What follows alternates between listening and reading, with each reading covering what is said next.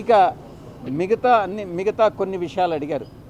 విక్రాంత్ రెడ్డి, మీరు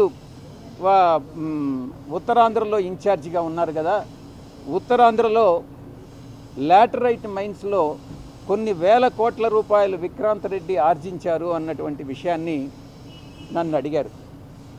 విక్రాంత్ రెడ్డి వేల కోట్ల రూపాయలు ఆర్జించారో లేదో నాకు తెలియదు.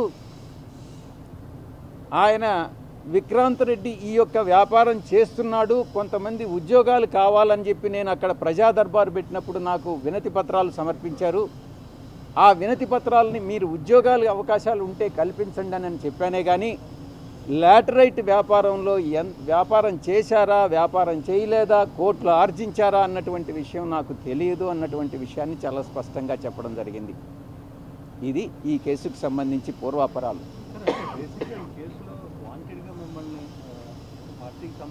సుస్పష్టంగా వీళ్ళు ఒక పద్ధతి ఏర్పరచుకున్నారు.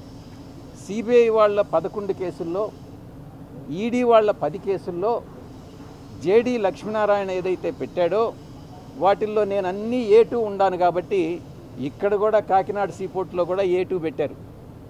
అంతేగాని A2 అన్నది స్టాండర్డైజ్ చేశారు. ఎక్కడ ఏ కేసు పెట్టినా విజయసాయిరెడ్డి A2. ఇది వీళ్ళ యొక్క ఇప్పుడు రాజకీయాలకు దూరంగా ఉన్నారు. మీరు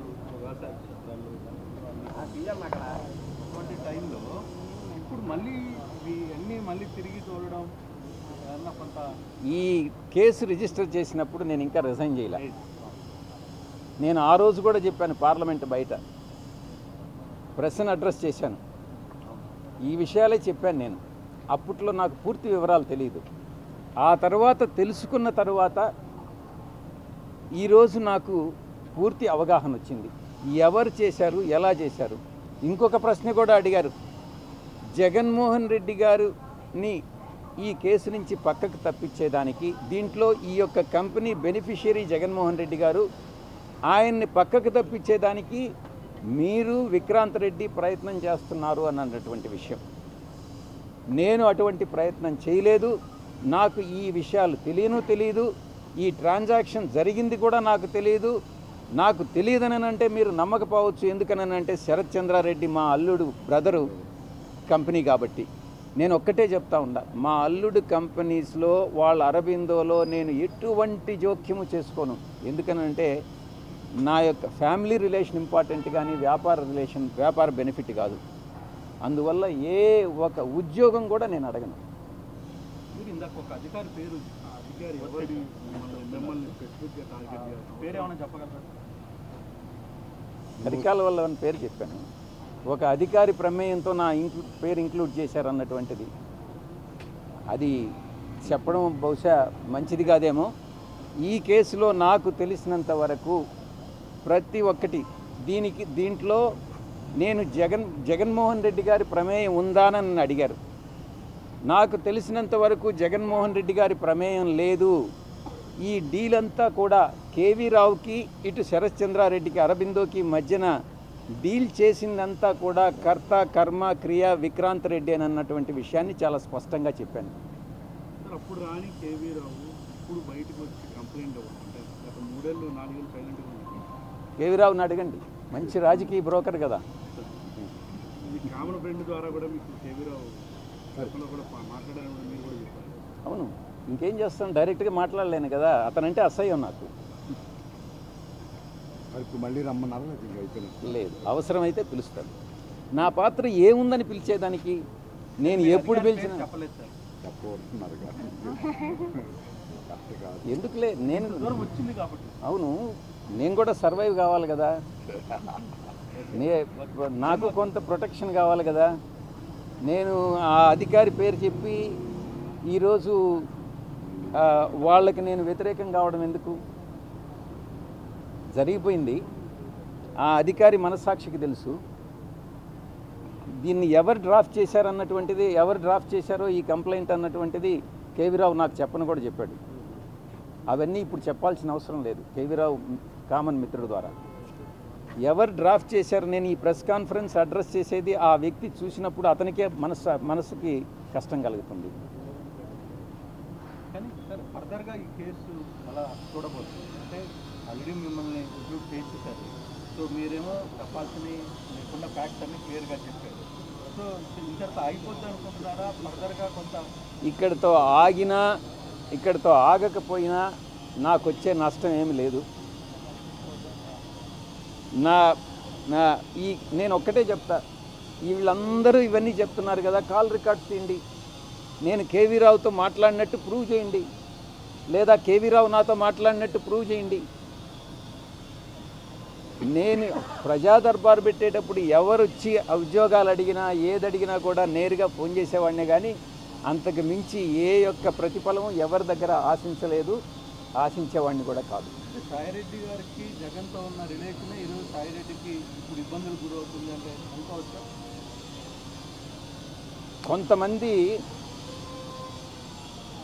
దానికి మా పార్టీలో, అంటే మా గత పార్టీ, నేను ఏ పార్టీలో నుంచి అయితే నేను రిజైన్ చేశానో ఆ పార్టీలో ద్వితీయ శ్రేణి నాయకులు ఎవరైతే ఉన్నారో వాళ్ళు నాకు మా నాయకుడికి మధ్యన అభిప్రాయ భేదాలను సృష్టించి జగన్మోహన్ రెడ్డి గారి మనసుని విరిచేటటువంటి ప్రయత్నం చేసి వాళ్ళు విజయం సాధించారు. 3.5 సంవత్సరం పాటు అవమానాలకు పాలై నేను దిగినటువంటి ప్రతి మెట్టు కూడా కొంతమంది పైకెక్కడం జరిగింది, వాళ్ళు పైకెక్కేదానికి ఉపయోగపడడం జరిగింది. దీంట్లో చాలామంది పాత్రదారులు, సూత్రధారులు ఉన్నారు. దీంట్లో ఈ పార్టీ నుంచి వెళ్ళిపోయిన దానివల్ల నేను ఏ విధంగానూ నష్టపోవట్లా. చిత్తశుద్ధితో ఈ పార్టీలో నేను ఉన్నంతకాలం నేను పనిచేశాను, మనస్ఫూర్తిగా పనిచేశాను. ఇప్పుడు కూడా పార్టీ నుంచి వచ్చిన తర్వాత జగన్మోహన్ రెడ్డి బాగుండాలనే కోరుకుంటున్నాను. కానీ ఈ యొక్క ద్వితీయ శ్రేణి నాయకత్వం, వాటిని ఏమంటారు, వీళ్ళు చుట్టూ ఉండేటటువంటి వాళ్ళని కోటరీ, ఈ కోటరీ నుంచి ఏ రోజైతే ఆయన బయటపడతాడో ఆ రోజు ఆయనకు భవిష్యత్తు ఉంటుంది. లేకుండా ఉంటే భవిష్యత్తు అనేటటువంటిది చాలా కష్టంగా ఉంటుంది. ఇంతకన్నా మించి చెప్పగలిగింది ఏం లేదు. ఎక్కడ బయట నుంచి పోయేటటువంటి ఇన్ఫర్మేషన్ ఈ యొక్క కోటరీకి అనుకూలంగా ఉంటే, ఎవరినైనా ఆయనకి పరిచయం చేయాలి, తీసుకెళ్ళాలి అని అంటే ఈ కోటరీ కానీ అంగీకరిస్తే వాళ్ళకి ఏదో ఒక రకంగా నయానో భయానో, లేకుంటే మంచిగానో కాళ్ళు పట్టుకోనో చేతులు పట్టుకోనో, లేకుంటే ఆర్థికంగా ఏదో ఒకటి చేసో వాళ్ళు ఆయన దగ్గరికి పంపిస్తారే కానీ దేవుడి దగ్గరికి, పూజారులు అదర్వైజ్ దేవుడి దగ్గరికి పంపించట్లే. ఇది జరిగేటటువంటిది. ఈ చెప్పేటటువంటి ఒక నాయకుడు అన్నటువంటి వాడు ఈ చెప్పుడు మాటలను నమ్మకూడదు. చెప్పుడు మాటలను నమ్మితే నాయకుడు నష్టపోతాడు, ప్రజలు నష్టపోతారు, పార్టీ నష్టపోతుంది. ఇక్కడ జరిగేటటువంటిది అదే. వైసీపీ పార్టీలో పూజారుల హవా నడుస్తుంది, తప్పకుండా ఏకీభవించకుండా ఉండేదానికి ఏముంది దాంట్లో. ఈ కోటరీ వల్లనే నేను ఆయనకి దూరం. నేను ఇంకోటి, ఆయన జగన్మోహన్ రెడ్డి గారితో నేను మాట్లాడినప్పుడు నేను చాలా స్పష్టంగా చెప్పా, సార్ మీ మనసులో నాకు స్థానం లేదు, నా మనసు విరిగిపోయింది, మీ మనసులో స్థానం లేనప్పుడు ఈ పార్టీలో కొనసాగాల్సినటువంటి అవసరం నాకు లేదు, కాబట్టే నేను ఈ పార్టీ వదిలి వెళ్ళిపోతున్నాను. మీ చుట్టూ ఉండే వాళ్ళ చెప్పుడు మాటలు విని మీరు తప్పుదోవ పట్టొద్దు. మీకు ఎవరు నిజాలు చెప్తున్నారు, ఎవరు అబద్ధాలు చెప్తున్నారు అన్నటువంటిది మీరు పూర్తిగా అర్థం చేసుకోండి. అర్థం చేసుకొని మీరు నిర్ణయాలు తీసుకోండి. అప్పుడు మీరు ప్రజలకు ఉపయోగపడతారు. మీరు నాయకులు, అధినాయకులు, ముఖ్యమంత్రిగా 5 సంవత్సరాలు పనిచేసినటువంటి అనుభవం ఉంది. భవిష్యత్తులో కూడా మీరు ఇంకా ప్రజలకు సేవ చేయాలి. కాబట్టి ఈ చుట్టూ ఉండేటటువంటి వాళ్ళ మాటలు వినవద్దు అని నేను ఫోన్లో మాట్లాడినప్పుడు లండన్కి నేను చాలా స్పష్టంగా చెప్పాను. నా మనసు విరిగిపోయింది కాబట్టే నేను పార్టీ నుంచి బయట వచ్చాను. రాజకీయాలను చేశారు, జగన్ గారే ఉండమని చెప్పారు. కానీ విరిగిన మనసు అతకదు కాబట్టి నేను పార్టీ నుంచి వెళ్ళిపోయాను. తిరిగి ఆ పార్టీలో వైఎస్ఆర్ కాంగ్రెస్ పార్టీలో చేరేటటువంటి ఉద్దేశం నాకు లేదు. గర్వాపసి అన్నటువంటిది అప్లై కాదు, నా మనసులో లేదు. వేరే పార్టీ మీరేమన్నా రికమెండ్ చేస్తున్నారా? మీరు బీజేపీలో చేరుతున్న ప్రచారం ఉంది సార్. మీకు గవర్నర్ ఇస్తున్న బ్యాక్ కూడా మీకు దేశవ్యాప్తంగా మీకు పేరు అబద్ధం. మీరు భవిష్యత్తులో రాజకీయాల్లోకి వస్తారా? నేనేం చెప్పాను? నేను వ్యవసాయం చేసుకుంటానని చెప్పాను. వ్యవసాయం చేసుకుంటున్నాను. దాని మీద కూడా మీరు పత్రికల వాళ్ళు చాలా కామెంట్స్ చేసినారు. ఈ వ్యవసాయదారుడు ఏందయ్యా ప్యాంట్ వేసుకొని టచ్ ఇన్షర్ట్ చేసుకొని ఏం వ్యవసాయం చేస్తాడని అని అన్నారు. అంటే వ్యవసాయదారులు మంచి చొక్కా మంచి ప్యాంట్ వేసుకోకూడదా మీ దృష్టిలో? అలాంటప్పుడు వ్యవసాయదారుని మీరు కించపరిచినట్టు కాదా?